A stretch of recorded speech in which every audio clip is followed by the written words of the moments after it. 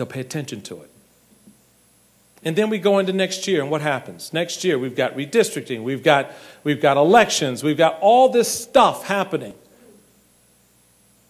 Your chairman and I need you to be a part of this stuff. We want you to step up and be a part of the team.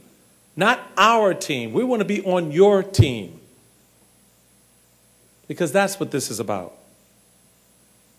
Because we know the other side owns it. And we're going to make them eat everything that they own. Because what they're doing now is creating a mess. A mess. So, Mr. President, the honeymoon is over. Now, the third point, turning point, is this. America's changing. It's not the same as it was when I was joining the party many years ago. Our party also has to change with America. You know what I liken it to sometimes? There's this great parade going on, and everybody's like clamoring. They're crawling out of the windows, they're leaving the doors, and they're jumping into the parade. And it's a wild parade. It's fun. And Barack Obama has hijacked the drum major, and he's now leading the parade. And what are we doing? We're still inside the room trying to figure out what time the parade starts. Well, I'm here to tell you it started. And I need you in it. And I need you to go up to the drum major and take that baton from him and lead America. Lead Indiana with smart policies that are common sense solutions for everyday problems. It's not rocket science, it's not complicated. As a young boy growing up in Washington, D.C., my mother had a 5th grade education. She's a sharecropper's daughter. My dad was an alcoholic and a wife beater. And he dies at 36 years old, leaving me 4 years old with my mother in a city that's still struggling with integration, so she couldn't take me to that park because it was for whites only. She couldn't shop at that store because it was whites only. And she's got this 4-year-old kid living in a neighborhood where she's not wanted. And no one's talking to her about the American dream. But you know what Maybelle knew?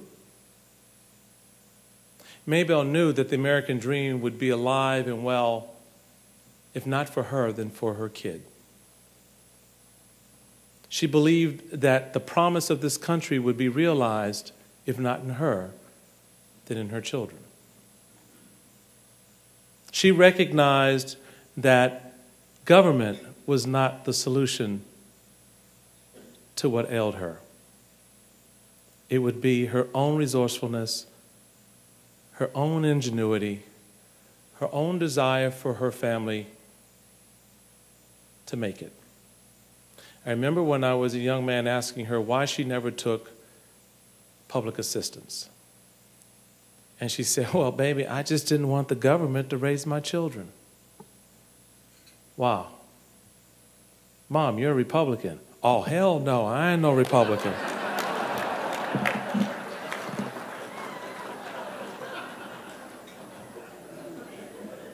Okay.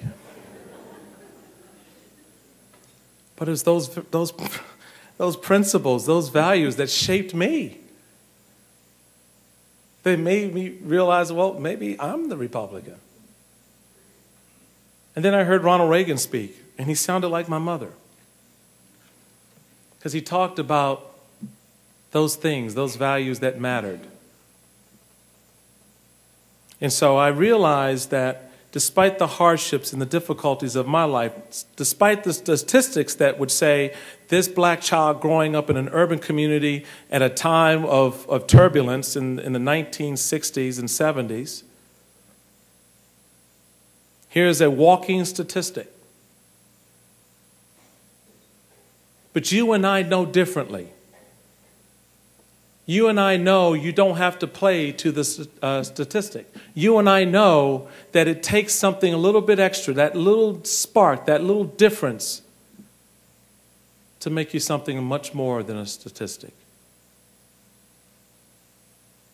That's what we believe and fight for every single day. That's what opportunity and individualism is all about. And this administration doesn't understand that. Because if they did, they wouldn't kill the opportunity scholarships for those 1,700 black kids, many of whom go to the high school I went to in the District of Columbia. If they did, they wouldn't put the burden of this economy on the backs of small businesses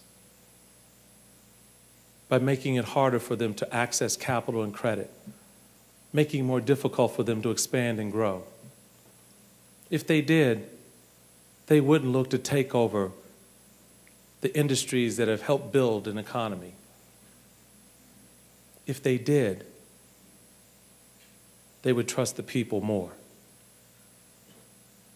You and I trust us to do.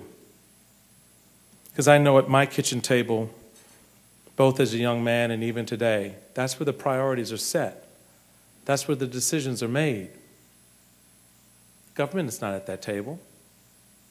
In fact, ladies and gentlemen, I have yet to find one person in the toughest times that we're in right now, wake up every morning or any morning and say, you know what?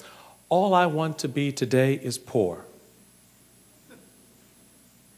I have not found one person who gets up in the morning and looks around and says, well, government's going to take care of that, so I think I'll just go back to bed. That's not what this is about.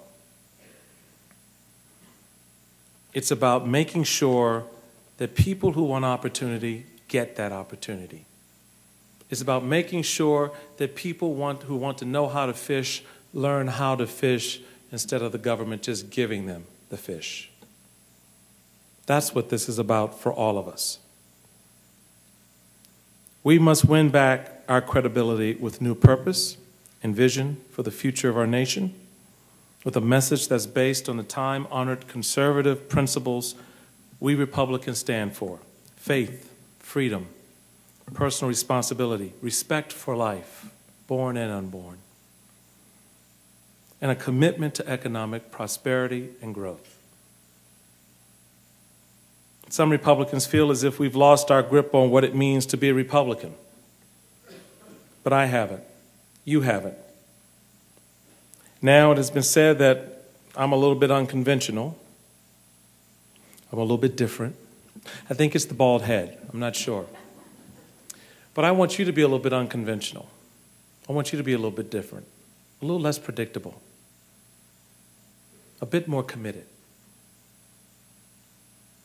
We don't have time for pretenders anymore, ladies and gentlemen. You're either with us or you're not. You're either ready or you're not. Because what Governor Daniels has done, what the Lieutenant Governor has done, what you are doing matters, and you can't lose it because you're not ready. Our opponents are formidable.